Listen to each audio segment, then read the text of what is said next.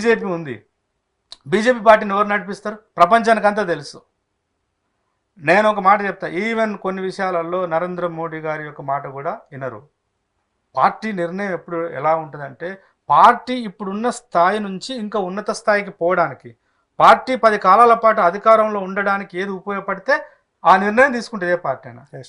చంద్రబాబు నాయుడు ఆయనకు ఉపయోగమైనప్పుడు తీసుకున్నాడు. మరి ఇలా జడ్జిమెంట్ వచ్చింది, నేను స్వాగతిస్తున్నా అన్నాడు. ఇప్పుడు జడ్జిమెంట్ వచ్చి దాదాపు ఆగస్టు 1కి వచ్చింది.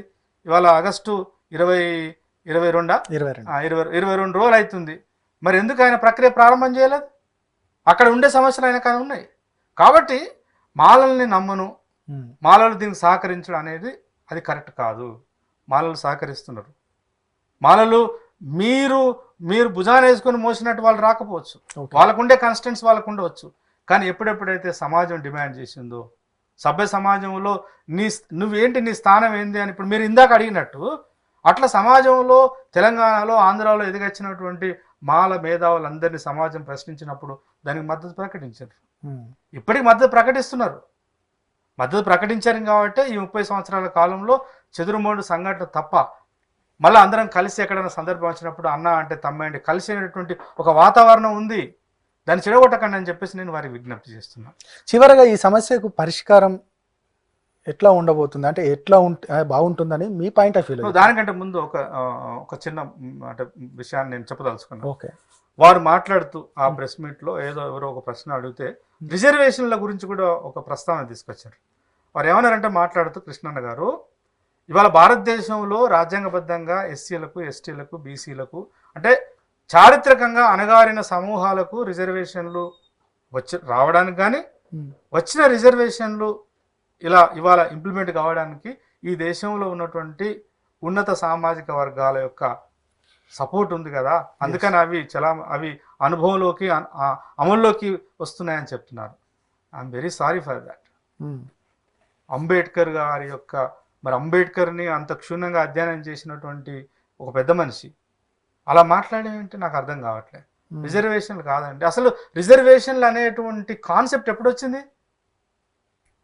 బాబాసాహెబ్ అంబేద్కరు దేశవ్యాప్తంగా ఈ మొత్తం అణగారిన అంటరాని జాతులందరినీ ఏకం చేస్తూ ఒక రాజకీయ శక్తిగా, ఒక ప్రభావిత శక్తిగా నిర్మించే క్రమంలో వారు పెట్టిన డిమాండ్స్ చాలా పెద్దవి. Babasaheb Ambedkar states and minority అనే పుస్తకం చదవని వారికి విజ్ఞప్తి చేస్తున్నా. దానిలో ఏమన్నారు వారు? ఈ దేశంలో ప్రకృతి ప్రసాదించిన ప్రతి సంపద జాతీయం చేయాలన్నాడు, భూములను జాతీయం చేయాలని డిమాండ్ పెట్టిండు. తర్వాత రేపు దేశానికి స్వాతంత్రం వస్తే, స్వాతంత్రం వచ్చిన తర్వాత ఈ ప్రజాస్వామ్య దేశంలో, స్వాతంత్ర దేశంలో భారీ పరిశ్రమలన్నీ కూడా జాతీయం చేయాలన్నాడు. దేశంలో భూమిని జాతీయం చేయమంటే ఈ దేశంలో మీరు అంటున్న ఉన్నత వర్గాలు, సంపన్న వర్గాలు, గొప్ప వాళ్ళు అని మీరు పొగుడుతున్నారు కదా, ఇప్పుడు వాళ్ళు దానికి అంగీకరించకుండా జాతీయ సంపదను దేన్ని కూడా అంటే ప్రకృతి ప్రసాదించిన జాతీయ సంపదను జాతీయకరణ చేయడానికి వాళ్ళు ఒప్పుకోలేదు. అంటే ఆనాడు పార్టీల రూపంలో కాంగ్రెస్ ఉంది, సిపిఐ ఉంది, లేకపోతే అప్పుడు జనసంఘాన్ని ఉండే, బీజేపీకి ముందున్నటువంటి ఆనాడు ఏ రాజకీయ పార్టీ కూడా ఒప్పుకోకుండా వయా మీడియా భూములు పంచాలంటే వాళ్ళ గుండెలు బలిగినాయి. సంపదను ఇప్పుడు బ్యాంకుల ఏది మన బొగ్గు కోల్ మైన్ కావచ్చు, అంటే పెద్ద పరిశ్రమలు అన్నిటిని కూడా జాతీయం చేయాలన్నాడు. అంటే పెట్టిన డిమాండ్. అట్లాగే దళితులకు 2 ఓట్లు కావాలన్నాడు, దళితులకు సపరేటు రాజకీయాలలో సపరేట్ కాన్స్టిట్యున్సీస్ ఉండాలన్నారు. వీటన్నిటికీ ఒప్పుకోకుండా పూనా ఫ్యాక్టరీ చరిత్ర చదవమని చెప్పి వారికి విజ్ఞప్తి చేస్తున్నా. ఈ ప్రధానమైనటువంటి డిమాండ్ను ఒప్పుకోవడానికి సిద్ధంగా లేక ఈ రిజర్వేషన్లు అనేటువంటి వయా మీడియా మధ్య మార్గంగా పట్టుకొచ్చారు. కాబట్టి వాళ్ళు ఈ దేశంలో ఉన్నటువంటి బ్రాహ్మణ, క్షత్రియ, శూద్ర, బ్రాహ్మణులు, క్షత్రియులు, వైశ్యులు, గొప్ప వాళ్ళందరూ గొప్ప మనసుతో రిజర్వేషన్లు ఇవ్వాలన్న మనకు పోరాట ఫలితం. పోరాటంలో నుంచి ఈ మొత్తం సమాజాన్ని సమానత్వం వైపు, మొత్తం సమాజాన్ని స్వేచ్ఛ వైపు, సౌభ్రాతృత్వం వైపు, సామాజిక న్యాయం వైపు నడిపేటువంటి కార్యక్రమం అంబేద్కర్ తీసుకుంటే వాళ్ళకి ఇష్టం లేక, వాటన్నిటిని అంగీకరించడానికి సిద్ధం లేక ఈ చిన్న రిజర్వేషన్ అనే ఊతకరణ ఇచ్చిండ్రు. అంతెందుకు మరి ఒకవేళ ఈ దేశంలో ఉన్నటువంటి సోకాల్డ్ బ్రాహ్మణ, క్షత్రియ, వైశ్య, ఉన్నత సామాజిక వర్గాలుగా గుర్తింపబడుతున్న వాళ్ళు నిజంగా రిజర్వేషన్లు వాళ్ళు ఆమోదిస్తే మండల్ కమిషన్ వచ్చినప్పుడు ఎందుకు యూత్ ఫర్ ఈక్వాలిటీ అని కొట్లాడినరు? మొన్నటికి మొన్న కేంద్ర ప్రభుత్వాలు ఈ సెంట్రల్ యూనివర్సిటీలలో సెంట్రల్ ఇన్స్టిట్యూట్లో బీసీలకు రిజర్వేషన్ను అమలు పరుస్తామంటే కొట్లాడింది కదా. Yes. కాబట్టి మనకి ఎంతవరకు అవసరం ఉంటుందో అంతవరకు తీసుకొని చరిత్రను విశ్లేషించే ప్రయత్నం చేయొద్దనేది వారికి విజ్ఞప్తి చేస్తున్నాను. అంటే ఇట్లాంటి ఘర్షణ వాతావరణం కాకుండా ఈ సమస్యకు పరిష్కారం ఏంటంటే మీరు ఏం చెప్తారు? ఇది ఘర్షణ వాతావరణం కాదు, ఘర్షణ వాతావరణం లేదు నా దృష్టిలో.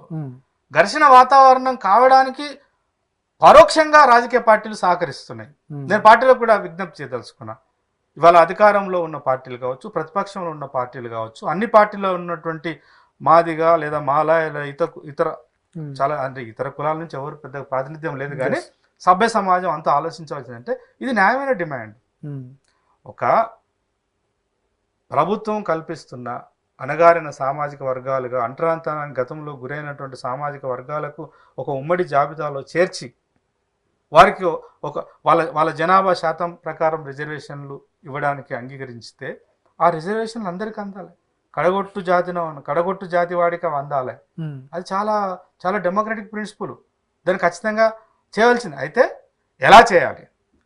గతంలో ఉన్నటువంటి ఏబిసిడి అనేటువంటి ఫార్ములా ఇప్పుడు అటు ఆంధ్రాలో అప్లికేబుల్ అవుతుందా, ఇటు తెలంగాణలో అప్లికేబుల్ అవుతుందా కాదని ఆలోచించాలి.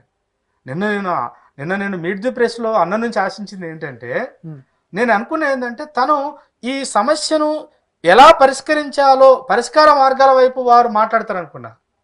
అలా మాట్లాడలే. అసలు దాని ఉద్దేశం ఏందో నాకు తెలియదు. అంటే వారు ఏ ఉద్దేశంతో పెట్టారో మనకు తెలియదు, కానీ పరిష్కార మార్గం వైపు ఆలోచిస్తారు. రేపు ఉపకులాల నుంచి ఒక వాదన వస్తుంది, వాళ్ళకి ఎట్లాంటి నమ్మకం కల్పిస్తాము అనేది అవి మాట్లాడతారు అనుకున్నా. అవి పక్కన పెట్టి మాలలు మనువాదులు, మాలల్లో ప్రజాస్వామికవాదులు లేరు, మాలలు పూర్తిగా దేశద్రోహం అంటే ఏంటి? ఈ దేశంలో సంపదను సృష్టించడంలో కావచ్చు, ఈ దేశంలో ఎంతో కొంత మానవత్వం ఉందనంటే, ఈ దేశంలో ఎంతో కొంత మానవ విలువలు ఉన్నాయంటే ఉత్పత్తి కులాలే. అందులో దళితులు ఉన్నారు, అందులో బీసీలు ఉన్నారు, అందులో ఆదివాసులు ఉన్నారు. ఈ దళితులలో ఎంతో కొంత అవగాహన ఉండి చారిత్రక నిర్మాణంలో గణనీయమైన పాత్ర పోషించిన మాలలు. మాలలు చేయని పనేందు? ఊరు ఉందనుకో, మాలలు చేయని పనేంది? ఊరు చెరువు నిర్మించింది మాలలు కదా, నిరటితనం చేసింది మాలలు కదా. అన్న ఈ దేశంలో అంటరానితనాన్ని నీకంట కట్టిరు, మాకంట కట్టిరే. చచ్చిపోయిన పశువులు ఉంటే నిన్ను తీసేయమన్నారు. ఆ కుల చట్టంలో భాగంగా మాలలు పైన ఉన్నారు కాబట్టి చచ్చిపోయిన మనిషిని తీసేయమన్నారు. వాళ్ళే కదా మాల బేగరులు. బర్రెలు చచ్చిపోతే, గొర్రెలు చచ్చిపోతే, ఎద్దులు చచ్చిపోతే, పశు సంపద చచ్చిపోతే తీసేసేటువంటి ఒక హీనమైన పనిని నీకు అప్పచెప్పారు. అది ఎంత దుర్మార్గమైంది.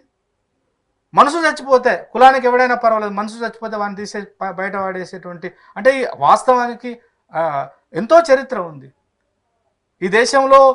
అసలు భూమి రెవెన్యూ సిస్టంలో భూములు, కుంటలు, చెరువులు వీటన్నిటి నిర్మాణం చేసింది మొత్తం దళితులు కదా.